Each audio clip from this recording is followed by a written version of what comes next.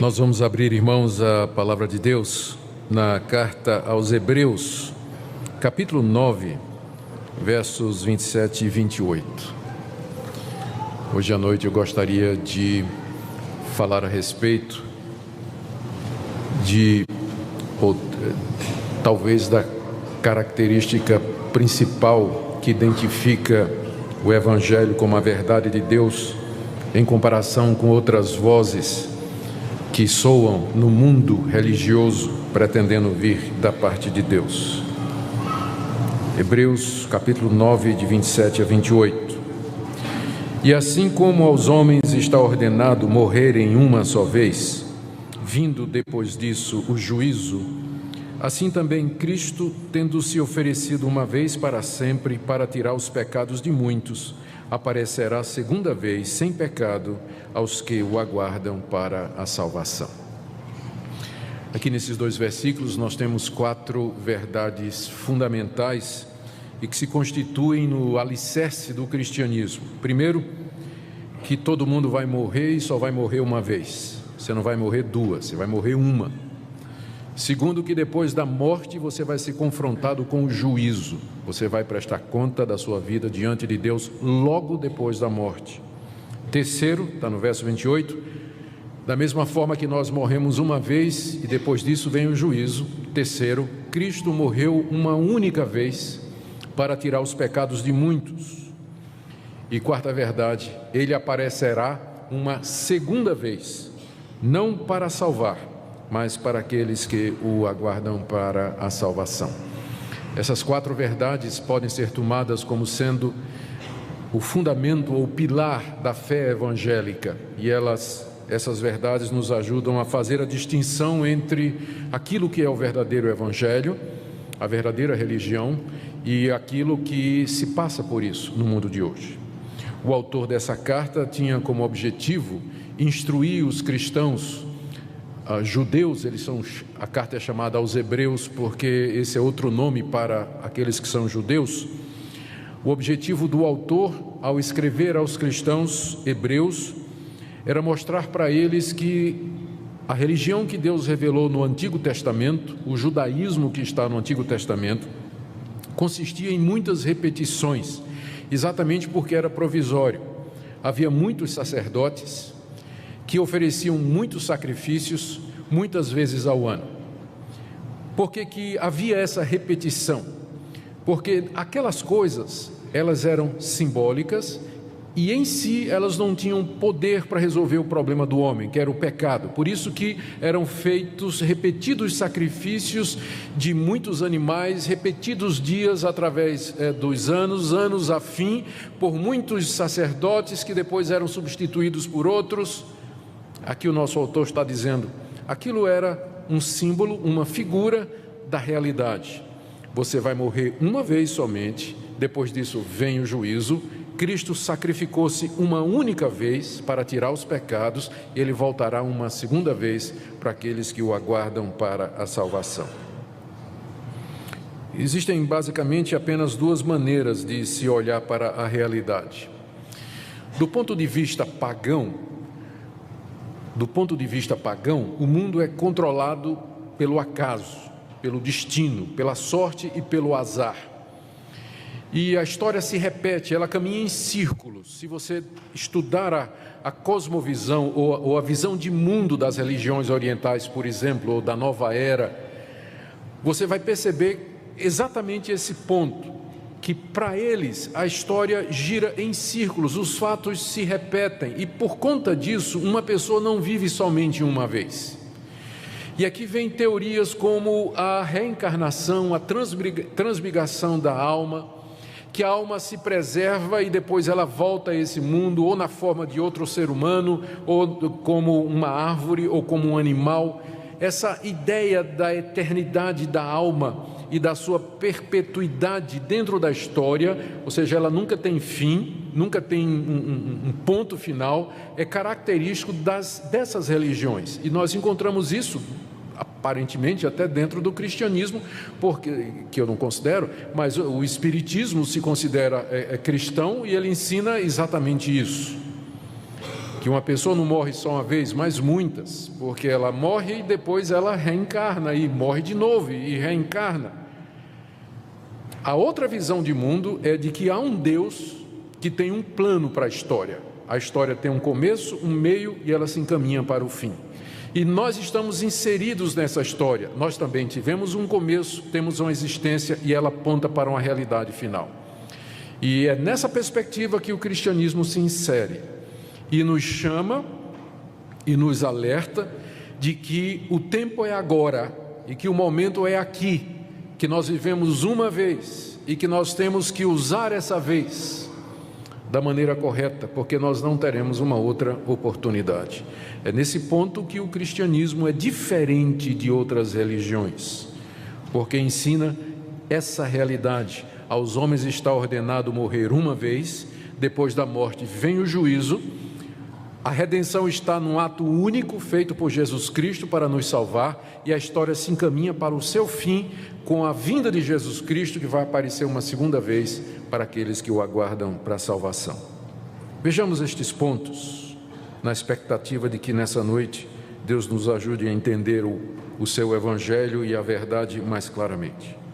O primeiro ponto está aí no verso 27, aos homens está ordenado morrer uma vez, só uma vez. Quem é que ordenou isso? Deus. Deus ordenou que os homens morressem. Deus ordenou que os homens morressem. Quando Deus criou o homem à sua imagem e semelhança, o colocou sob teste no jardim e o avisou: você pode comer de todas as árvores do jardim, mas dessa árvore do conhecimento do bem e do mal, você não vai comer, porque no dia em que você comer, você vai morrer. O homem desobedeceu a Deus e, como resultado, Deus disse: tu és pó e ao pó tornarás. A morte é o resultado da desobediência dos nossos pais e da nossa própria obediência. Nós fazemos parte de uma raça que está debaixo dessa ordenação de Deus, todos nós, porque pecadores, filhos de pecadores, membros de uma raça pecadora, estamos debaixo do salário do pecado, que é a morte. Você vai morrer e eu vou morrer. É o Altíssimo que determinou isso. A morte põe fim à nossa existência nesse estado aqui nesse mundo. É Deus que fez assim, como castigo para a nossa desobediência. A morte, ela vem então da parte de Deus. Nós nascemos, crescemos, existimos, nos desenvolvemos, mas começamos a morrer desde o primeiro dia em que fomos concebidos. É o que nos aguarda no fim da linha, e não há exceção. Você um dia vai enfrentar a morte, porque está determinado por Deus. Segunda coisa que esse texto nos ensina é que a morte é experimentada uma vez apenas. Aos homens está ordenado morrer uma vez, não duas. E se nos está ordenado morrer uma vez, isso significa que, uma vez mortos, outra realidade nos espera, que não o retorno a esse mundo, como algumas religiões ensinam e como algumas pessoas gostariam. A verdade bíblica é que a morte termina a nossa existência terrena no presente século, e que não há um retorno a esse mundo depois dela, porque nós então morreríamos de novo, uma vez vivos. Então é uma vez só, você nasce uma vez e morre uma vez. Você tem essa vida só, você não vai ter outra aqui nesse planeta, aqui nesse mundo, no estado em que ele se encontra. É uma oportunidade só. E nesse ponto, mais uma vez, eu digo, o cristianismo é diferente, porque ele nos confronta com essa realidade, com a fragilidade da nossa vida, com a urgência que cerca os nossos dias, e com a nossa responsabilidade diante de Deus, Religiões que ensinam que você morre e volta, melhorando, piorando, purgando seus pecados para ter outra oportunidade, elas têm o efeito, se levado às últimas consequências, de que as pessoas vão viver do jeito que quiserem, porque afinal elas vão morrer e vão voltar e vão passar por outras experiências e assim por diante. Mas o cristianismo diz: você só vive uma vez e vai morrer uma. Por isso a coisa mais importante da sua vida não é você ser próspero, rico, arrumar um casamento, ter um carro, uma casa, uma boa profissão, ser bonito, famoso. Não, a coisa mais importante da sua vida é se preparar para esse momento em que sua existência terrena haverá de cessar aqui. Porque o segundo ponto aqui que se segue a esse, e que é fundamental no cristianismo, é o que está aqui nesse verso, que vem em seguida, que diz que depois da morte vem o juízo.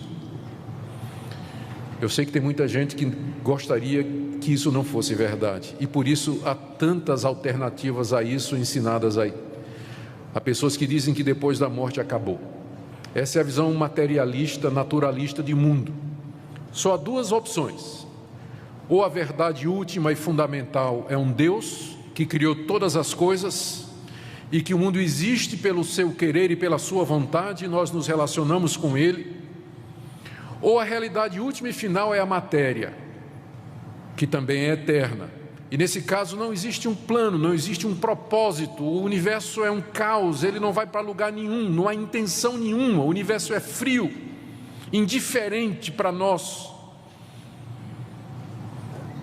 Tem gente que segue o caminho do naturalismo e do materialismo ateísta e vai querer dizer que a vida é aquilo que você vê, que nós somos apenas o resultado de processos químicos, que amor, alegria, pensamento, consciência é apenas resultado de interações químicas do nosso cérebro.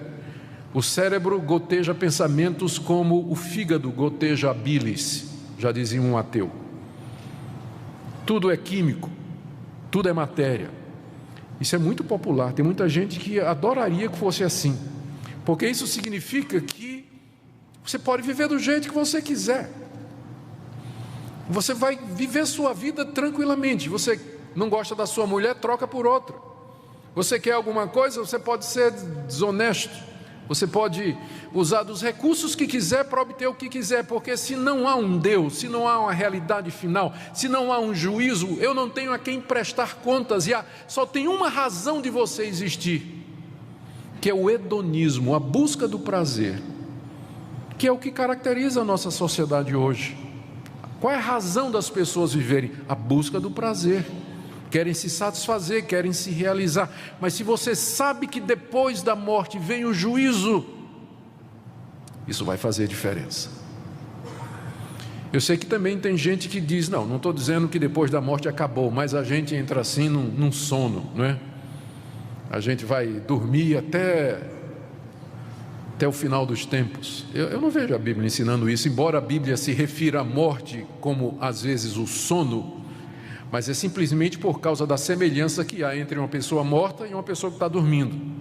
E também porque para o crente a morte na verdade é um sono, porque não é o fim, ele vai acordar na glória. Mas a realidade bíblica é que depois da morte cada um de nós vai enfrentar o juízo. O juízo vai ser executado por Deus. O que a Bíblia nos ensina é que quando uma pessoa morre, o seu corpo vai para a sepultura e a sua alma chega na presença do Criador. E ali então segue-se a um momento do juízo, de prestação de contas, em que você é confrontado com o autor da vida. E há apenas dois resultados desse confronto: ou você é perdoado por Deus, justificado por Deus, reconhecido por Deus, e recebe dele a vida eterna e já entra na presença de Deus, no gozo e na alegria de Deus, que na Bíblia é chamado como paraíso ou céu.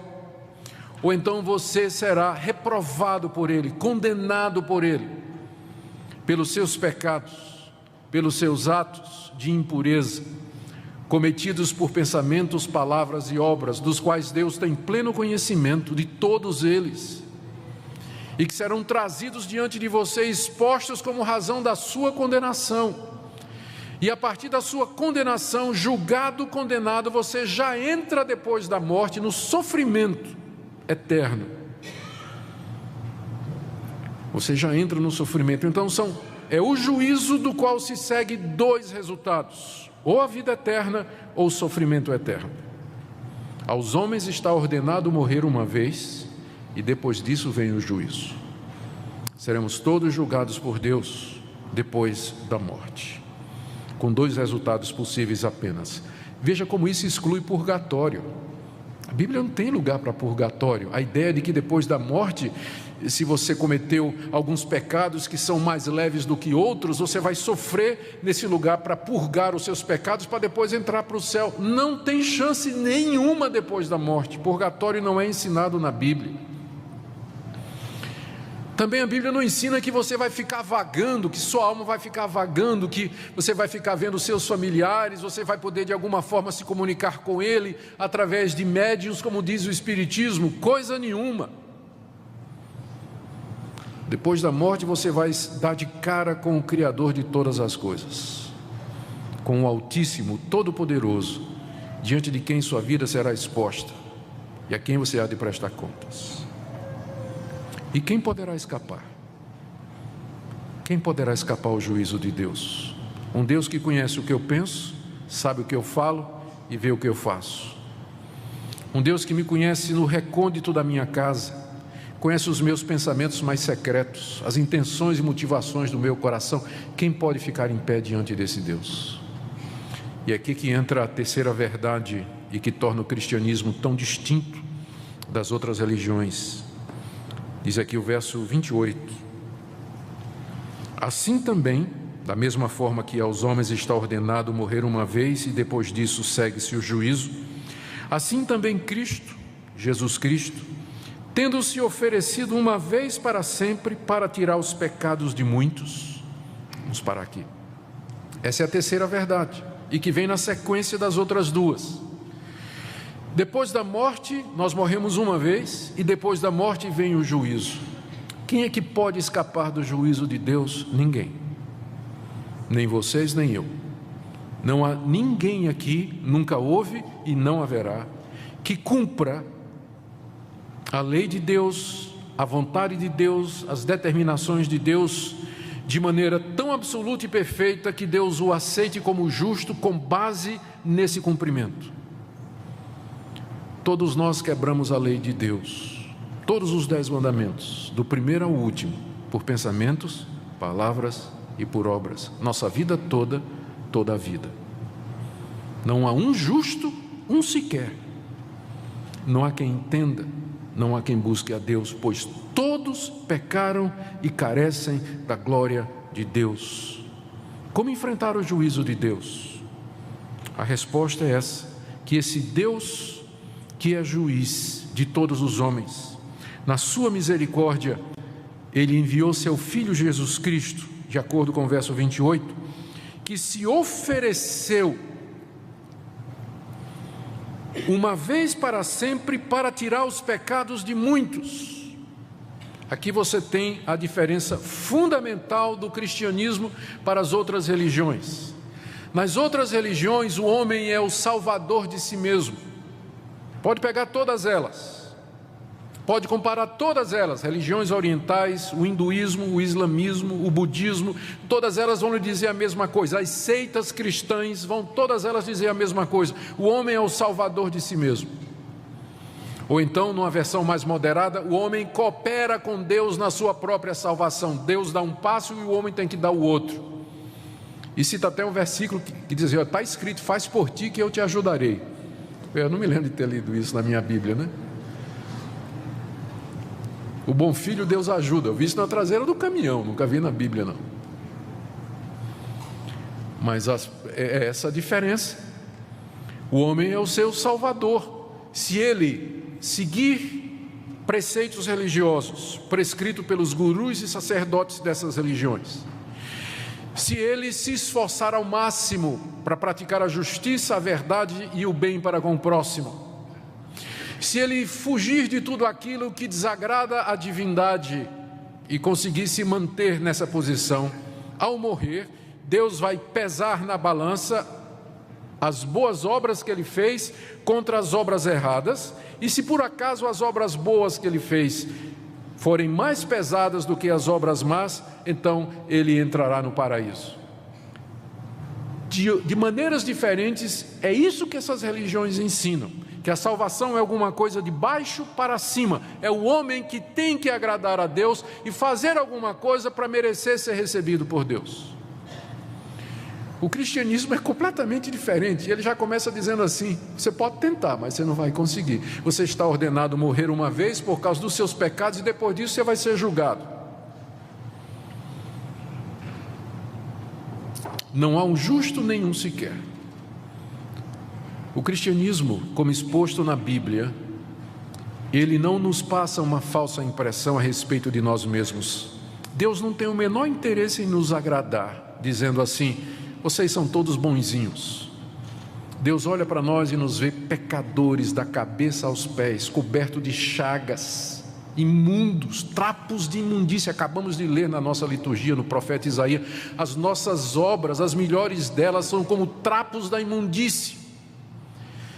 A expressão trapo de imundícia é uma tradução, é um eufemismo, é uma tradução que visa não chocar, mas eram os panos que eram usados pela mulher quando estava menstruada. Trapos de imundícia. É isso que são as nossas boas obras diante de Deus, diz o profeta. Por isso, no cristianismo, o movimento é diferente. Não é o homem subindo para Deus, mas é Deus vindo ao encontro do homem. Por isso o profeta pergunta: quem é Deus semelhante a ti? Quem é Deus semelhante a esse Deus que vem ao encontro de pecadores como nós? E ele veio na pessoa de Cristo. Foi por esse motivo que Jesus Cristo encarnou, nasceu, viveu. Foi por esse motivo que ele se deixou levar à cruz pela traição de Judas e sob o poder de Pôncio Pilatos. Porque, na verdade, aquilo que para os homens parecia a execução de um criminoso comum, era, na verdade, o ato redentor de Deus. Era Deus salvando pecadores. Era o Filho de Deus se oferecendo, como diz o texto, para tirar os pecados de muitos. De que maneira isso aconteceu? Na cruz do Calvário, Jesus Cristo recebeu a devida punição para os nossos pecados, nos estertores mortais, na dor que ele sofreu, a ponto de dizer: Deus meu, por que me desamparaste? Até o momento em que ele morreu de fato e de verdade. Ele experimentou a morte de maneira real. Essa morte para a qual nós estamos ordenados, Cristo a experimentou. E ao fazer isso, ao tomar o nosso lugar na morte, Ele é o nosso Redentor. Note que o texto diz que Ele apareceu para tirar o pecado de muitos, não é de todos, embora eu sei que tenha gente que diga isso, mas Ele apareceu para tirar o pecado de muitos, porque aos que não querem, aos que não vão crer, aos que não vão se arrepender, aos que vão acreditar que são bons o suficiente para merecer de Deus alguma coisa, aos que vão continuar na teimosia do seu caminho, e no dia do juízo, após a morte diante de Deus, eles serão confrontados pelos seus pecados e com o fato de que nunca fizeram coisa alguma para merecer de Deus clemência, misericórdia, compaixão. E o que lhes espera é o sofrimento eterno, sem fim. Eras e eras de sofrimento, de dor, de trevas. A Bíblia descreve como sendo um lugar onde há choro e ranger de dentes, onde o verme nunca morre e o fogo nunca se apaga. Por isso que o cristianismo é tão urgente. Você morre uma vez só e você não sabe quando isso vai acontecer. Por isso o dia é agora, o momento é hoje. Porque você não vai viver outra vez, você não vai ter outra chance. A coisa mais importante da sua vida é você resolver o problema do pecado diante de Deus. Cristo apareceu uma única vez. Deus já realizou o ato fundamental da redenção, já foi feito há 2000 anos atrás, quando Ele morreu na cruz pelos nossos pecados. A quarta verdade aqui é que Ele aparecerá uma segunda vez, porque Ele não ficou morto. Ao terceiro dia, Jesus Cristo saiu da sepultura, testemunhado por pessoas que nos deram esses registros, que têm 2000 anos, 5.000 cópias, por homens que morreram por dizer isso, que Ele não ficou preso à morte, mas Ele venceu a morte ao terceiro dia. Pessoas que andaram com Ele depois de 3 dias, que conversaram com Ele, que o tocaram, que conversaram com Ele, o ouviram, comeram com Ele, e que morreram por afirmar isso. Eles disseram: Jesus ressuscitou dos mortos e subiu aos céus, onde está agora, aguardando o momento de retornar. E Ele virá uma segunda vez. Ele apareceu uma primeira vez, que foi a encarnação para tirar os nossos pecados, e aparecerá uma segunda vez, não mais para tirar pecados, porque isso Ele já fez, mas para aqueles que o aguardam para a salvação. Isso resume a vida do cristão, aquele que crê em Jesus Cristo, aquele que está arrependido dos seus pecados, aquele que sabe que é um pecador miserável, que nada tem em si que possa merecer o favor de Deus, e que joga a sua alma, o seu futuro nas mãos de Deus, na mediação de Jesus Cristo. Esse está aguardando a salvação, da qual ele já tem certeza e espera apenas a consumação. A Bíblia diz que a salvação completa se dará na vinda de Cristo, porque no presente momento nós já somos salvos. Pelo que Cristo fez, nós já podemos ter o perdão da culpa. Deus não nos considera mais culpados, de maneira que quando morrermos e estivermos no juízo, nós não enfrentaremos o julgamento de Deus ou a condenação dele, porque apareceremos diante dele como perdoados, porque Cristo pagou nossa culpa, não há mais débito, porque Cristo o cumpriu plenamente. Mas Cristo apareceu para tirar não somente a culpa do pecado, mas também nos livrar do poder do pecado. E quem de fato crê em Jesus Cristo e tem nele o seu Salvador, recebe já aqui nesse mundo poder para vencer a natureza pecaminosa, vencer o pecado. Por isso, uma das formas de nós sabermos quem foi alcançado pelo perdão de Deus, esses muitos que estão aqui, lembra que não é todos, esses muitos para quem Cristo se manifestou para tirar os pecados, como é que eu sei que eu sou um destes muitos? A resposta é: Cristo está tirando o poder do pecado da sua vida. Ou você continua vivendo no pecado como sempre viveu? Mas eu sei que Cristo morreu por mim e que perdoou os meus pecados, porque eu vejo no dia a dia que eu odeio o pecado, eu não quero pecar, eu quero viver para Deus, e que quando eu peco é uma tragédia. Eu peço a Deus que me perdoe, que me levante, porque eu quero continuar e aprender a viver de maneira santa. Se é essa a sua experiência, você está entre os muitos. Agora, se você frequenta uma igreja, diz que é cristão, mas a obra de Cristo não tem nenhum efeito prático na sua vida, você continua nos velhos pecados de sempre, não há mudança, continua com ódio no coração, ressentimento, não consegue falar com aquela pessoa, continua sendo desonesto, vendo pornografia, impuro, traindo a sua mulher, qual a esperança que você tem, qual a evidência que você tem de que você está entre esses muitos de quem Cristo tirou os pecados? Você não tem evidência nenhuma. O que existe é muita gente que pensa que é crente, que pensa que está salvo.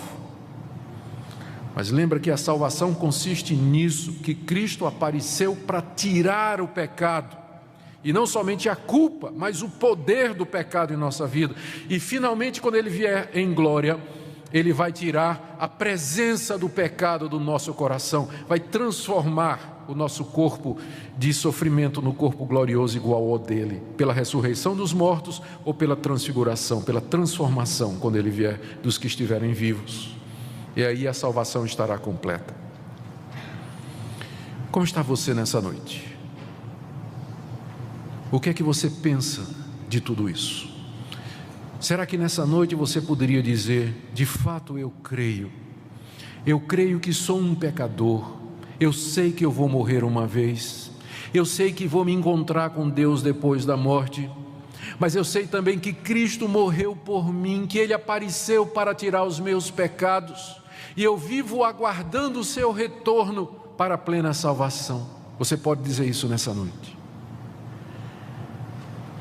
Se você pode dizer isso nessa noite, eu bendigo a Deus pela sua vida, dou graças a Deus por você, dou graças a Deus pela misericórdia de Deus em salvar pecadores como eu e como você.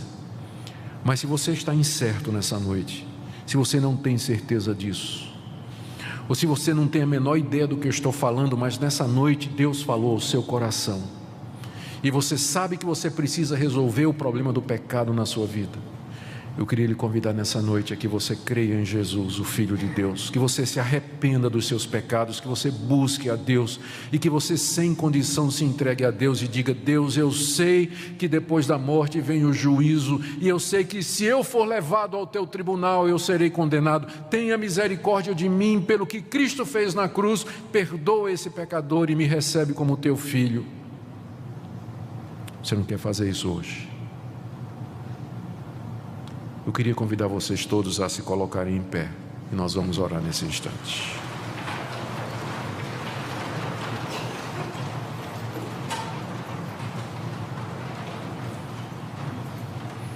E eu queria que enquanto eu estiver orando,